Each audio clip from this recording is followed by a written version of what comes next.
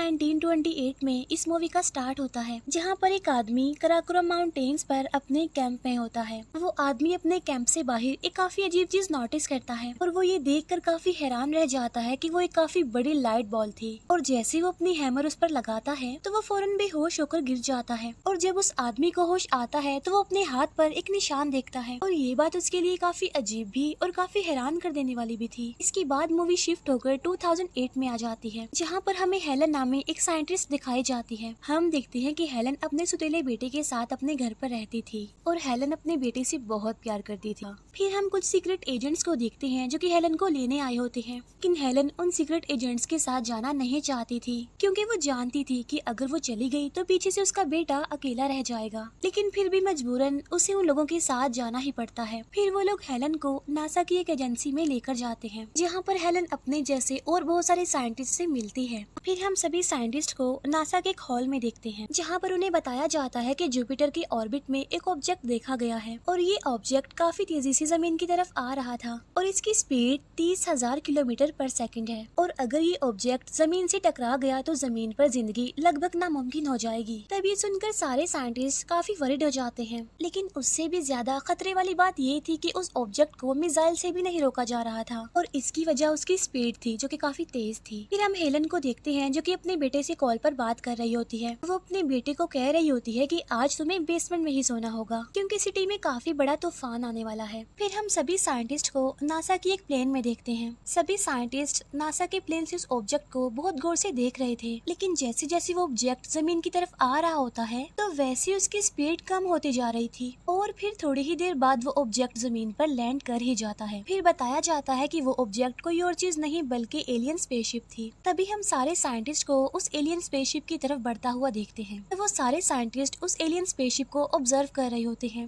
लेकिन तभी उसमें से काफी तेज लाइट निकलना शुरू हो जाती है और तब उस एलियन स्पेसशिप में से एक एलियन बाहर आता है। इससे पहले कि हेलन उस एलियन से हाथ मिला पाती तब आर्मी उस एलियन पर अटैक कर देती है, जिससे वो एलियन काफी बुरी तरह इंजर्ड हो जाता है। तब ये देखकर हेलन भी काफी घबरा जाती है और वो फौरन वहाँ पर एम्बुलेंस बुलाने के लिए कहती है। लेकिन इससे पहले कि एम्बुलेंस वहाँ पर आ पाती तो उसी एलियन स्पेसशिप में से एक काफी बड़ा और काफी खतरनाक रोबोट बाहर आता है। अब हालांकि वो दिखने में तो इतना खतरनाक नहीं लग रहा था, लेकिन उसकी आंखों से इलेक्ट्रोमैग्नेटिक वेव्स निकल रही थी, जिससे सारी लाइट्स और कनेक्टिविटी डिसेबल हो जाती है और साथ साथ वो रोबोट एक काफी खौफनाक आवाज भी निकाल रहा था और वो आवाज इतनी तेज और इतनी खौफनाक होती है कि उसे इंसानी कान बर्दाश्त नहीं कर पा रहे थे, नहीं सुन पा रहे थे और इसीलिए वो सब लोग जमीन पर गिरने लगते हैं। और फिर जब वो रोबोट हेलन को देखता है तो वो उस पर अटैक करने वाला होता है, लेकिन वो एलियन उसे ऐसा करने से मना कर देता है क्योंकि वो जान चुका था कि हेलन एक अच्छी लड़की है और वो उसकी जरूर मदद करेगी। फिर उस एलियन को हॉस्पिटल लेकर जाया जाता है और उसकी बॉडी से गोली को निकाला जा रहा था, लेकिन यहाँ पर अजीब चीज ये होती है कि उस एलियन की स्किन अपने आप से ही उतरने लगती है। जब ये देखकर वो सारे साइंटिस्ट काफी हैरान रह जाते हैं कि ये एलियन बिल्कुल इंसानों जैसा ही लग रहा था।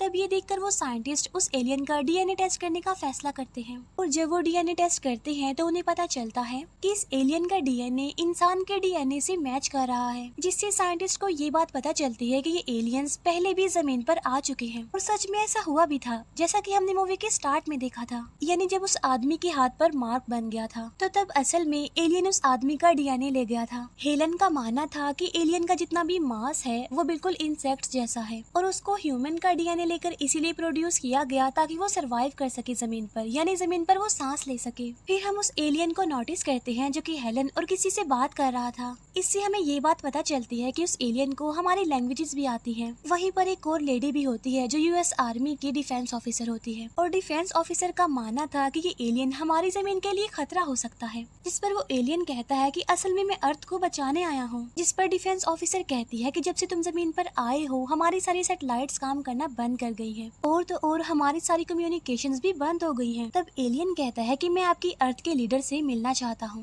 लेकिन वो डिफेंस ऑफिसर उसे इस बात के लिए अलाउ नहीं करती, बल्कि वो उस एलियन को अपने साथ ले जाती है और यहाँ पर उस एलियन की इंटेरोगेशन स्टार्ट हो जाती है और यहाँ पर वो एलियन कोई भी जवाब नहीं दे रहा था और वो अपनी पावर से उस इंटेरोगेटर और उस मशीन को अपने कंट्रोल में ले लेता है। इसके बाद हम देखते हैं कि इस पूरी दुनिया में छोटे छोटे एलियन स्पेसशिप उतरना शुरू हो गए हैं, जिसकी वजह से लोगों में दहशत फैल गई थी, लोग डर रहे थे। फिर वो एलियन एयरपोर्ट पर होता है जहाँ पर उसकी तबीयत खराब होने लगती है और वहाँ से वो कांटेक्ट करता है हेलन से, क्योंकि वो जानता था कि उसके अलावा कोई भी उसकी हेल्प नहीं कर सकता। फिर हेलन किसी तरह करके अपने बेटे के साथ उस एलियन तक पहुंच जाती है। वो उस एलियन को मेडिसिन देती है जिससे वो ठीक होने लगता है। फिर हम उस एलियन को किसी आदमी से मिलता हुआ देखते हैं और वो एक रेस्टोरेंट में बैठे हुए थे। उनकी बातों से हम ये अंदाजा लगा सकते हैं कि वो आदमी भी एक एलियन ही था जो कि अब बूढ़ा हो गया था। और ये आदमी आज से तकरीबन 70 साल पहले इस जमीन पर आया था। वो बूढ़ा आदमी दूसरे एलियन को बताता है कि असल में इंसान इस दुनिया को डिस्ट्रॉय कर रहे हैं और इंसानों को पता भी है इस बारे में, लेकिन फिर भी वो ऐसा कर रहे हैं। इसके बाद हम उस एलियन को एक नदी के किनारे पर देखते हैं जहाँ पर उसे एलियन स्पेसशिप की तरह का एक और स्पेसशिप दिखता है।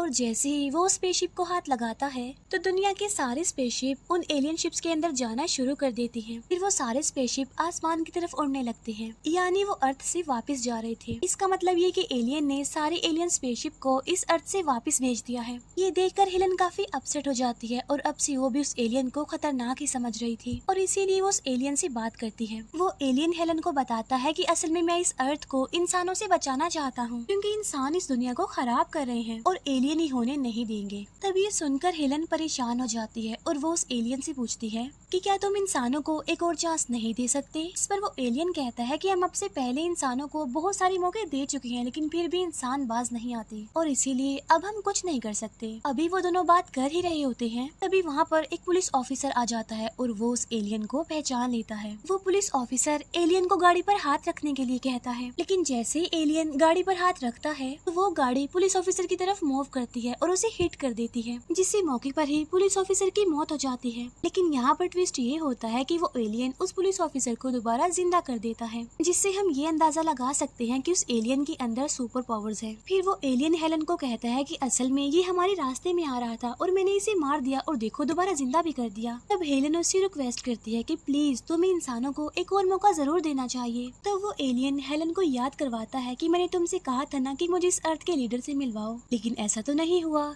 तो इसीलिए अब कुछ भी नहीं हो सकता। फिर हम उस एलियन और हेलन को एक प्रोफेसर के घर पर देखते हैं। उस प्रोफेसर के घर बोर्ड पर मैथ्स की ऐसी प्रॉब्लम्स लिखी होती हैं जो इंसान कभी भी सॉल्व ना कर पाए, लेकिन वो एलियन तो चंद ही सेकंड्स में उस प्रॉब्लम को सॉल्व कर देता है, जिसे प्रोफेसर देखकर काफी हैरान रह जाता है और वो इसे इम्पॉसिबल करार देता है। लेकिन वो एलियन कहता है कि नहीं, ये पॉसिबल है। फिर वो एलियन हेलन और प्रोफेसर को बताता है कि जब हमारा प्लेनेट खत्म हो रहा था तो हम सब इकट्ठे हो गए और उन्होंने अपना लाइफस्टाइल बिल्कुल चेंज करके रख दिया और यही वजह हुई कि वो अपने प्लेनेट को बचाने में कामयाब हो गए। तब वो प्रोफेसर एलियन को समझाने की कोशिश करता है कि जब तुम लोगों को रियलाइज हुआ कि तुम्हारा प्लेनेट खतरे में है तभी तो तुम इकट्ठे हुए ना, लेकिन अभी तक इंसानों को ये रियलाइज ही नहीं हुआ, इसीलिए वो कुछ कर भी नहीं रहे। लेकिन अगर इंसानों को भी इस बात का रियलाइज हो जाए कि उनका प्लेनेट खतरे में है तो वो भी जरूर कुछ कर लेंगे। तब प्रोफेसर की ये बात सुनकर एलियन की सोच भी चेंज होने लगती है। लेकिन तभी हम देखते हैं कि हेलन का बेटा नींद से जाग गया है और वो तो एलियंस को बिल्कुल भी पसंद नहीं करता था और वो ये बात भी पसंद नहीं करता कि उसकी मदर एक एलियन की हेल्प कर रही है, क्योंकि उसका मानना था कि एलियंस नुकसान पहुंचाने वाले होते हैं। तो इसीलिए वो पुलिस को कॉल कर देता है और ये कहता है कि एलियन मेरे साथ है। तो थोड़ी देर बाद वहाँ पर आर्मी के हेलीकॉप्टर्स आ जाते हैं, इसीलिए हेलन, उसका बेटा और वो एलियन वहाँ से भाग जाते हैं और वो जंगल की तरफ निकल जाते हैं। लेकिन तभी वहाँ पर आर्मी ऑफिसर आकर हेलन को ऊपर हेलीकॉप्टर में ले जाता है। तो यहाँ पर वो एलियन अपनी एबिलिटी को यूज करके दो हेलीकॉप्टर्स को आपस में टकरा कर उन्हें डिस्ट्रॉय कर देता है और जब हेलन का बेटा नदी में गिरने वाला होता है तो वो एलियन उसे बचा लेता है। इसके बाद हमें फिर से वही बड़ा सा रोबोट दिखाया जाता है। आर्मी उस रोबोट पर अपने फाइटर प्लेन से हमला करवाती है, लेकिन उस रोबोट पर इसका जरा भी असर नहीं होता। लेकिन वो रोबोट उनके प्लेन्स को क्रैश करवा देता है और यहाँ पर नासा के साइंटिस्ट एक प्लान बनाते हैं और वो उस रोबोट को एक काफी मजबूत स्फीयर में कैद कर देते हैं और इसके बाद वो उसे ब्लास्ट कर देते हैं। लेकिन उस रोबोट को कुछ भी नहीं होता, बल्कि वो रोबोट छोटे छोटे इंसेक्ट्स में कन्वर्ट हो जाता है और ये इंसेक्ट्स इतने ज्यादा खतरनाक होते हैं कि अपने रास्ते में आने वाली हर चीज को वो खत्म कर सकते हैं, मिट्टी बना सकते हैं और एक से दो हो सकते हैं। फिर हमें वो एलियन और हेलन का बेटा दिखाया जाता है। हेलन का बेटा अपनी मदर को कॉल करने की कोशिश करता है, लेकिन फोन खराब होता है, इसीलिए वो अपनी मदर से कांटेक्ट नहीं कर पाता। तब वो एलियन मैजिक करके उस फोन को ठीक कर देता है। तब हेलन का बेटा अपनी मदर को उस जगह पर बुलाता है जहाँ पर उसके फादर की कब्र होती है और यहाँ पर हम एक बिग चेंज देखते हैं और वो ये कि हेलन का बेटा और वो एलियन अब काफी अच्छे फ्रेंड बन गए थे। फिर हेलन का बेटा अपने फादर की कब्र पर पहुंच जाता है। अब क्योंकि हेलन के बेटे ने ये देख ही लिया था कि किस तरह उस एलियन ने एक मरे हुए आदमी को जिंदा कर दिया था, तो इसीलिए वो उस एलियन को वहाँ पर इसीलिए लाया था ताकि वो उसके फादर को भी जिंदा कर सके। लेकिन वो एलियन उससे कहता है कि मैं किसी भी डिकम्पोज हुई चीज को जिंदा नहीं कर सकता। ये बात सुनकर हेलन का बेटा काफी अपसेट हो जाता है और वो रोने लगता है। तभी वहाँ पर हेलन भी आ जाती है और वो अपने बेटे को गले से लगाती है और उसे चुप करवाती है और ये भी कहती है कि मैं भी तुम्हारे फादर को बहुत मिस करती हूँ। और साथ साथ वो ये भी रिवील करती है कि उसे उसके हस्बैंड की परछाई उसके बेटे में ही नजर आती है। फिर वो दोनों माँ बेटा काफी इमोशनल हो जाते हैं और एक दूसरे के गले लगकर काफी रोने लगते हैं। तब ये देखकर वो एलियन काफी हैरान रह जाता है क्योंकि उसने आज से पहले इंसानों का ऐसा बिहेवियर नहीं देखा था। तब हेलन उस एलियन से कहती है कि इंसानों को एक मौका जरूर मिलना चाहिए। इतनी ही देर में वो आसमान में उन इंसेक्ट्स को देखते हैं जो कि उस रोबोट से कन्वर्ट हुए थे। तब ये सुनकर वो एलियन कहता है कि इसके लिए हमें कीमत चुकानी पड़ेगी और हमें सेंट्रल पार्क जाना पड़ेगा। तो वो सब सेंट्रल पार्क पहुंच जाते हैं और ये देखकर वो काफी परेशान हो जाते हैं कि वहाँ पर वो इंसेक्ट्स बहुत ज्यादा फैल चुके हैं। फिर वो किसी तरह करके एक महफूज जगह पर पहुंच जाते हैं, लेकिन उसी दौरान हेलन के बेटे की नाक से खून आने लगता है और फिर वो बच्चा बेहोश हो जाता है।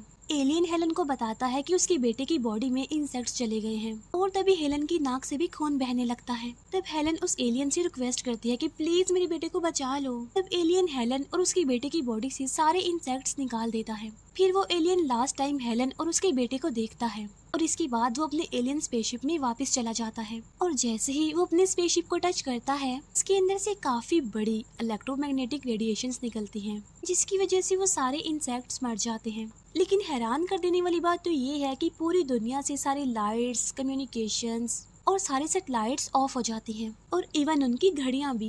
यानी इसका मतलब ये है कि सारी साइंस और टेक्नोलॉजी बिल्कुल खत्म हो गई है। फिर हम देखते हैं कि हेलन और उसका बेटा एलियन के स्पेसशिप के पास जाते हैं और एलियन का स्पेसशिप हवा में उड़ने लगता है और इस दुनिया से चला जाता है। यानी एलियंस अभी भी जिंदा हैं और यहीं पर ही इस मूवी का द एंड हो जाता है।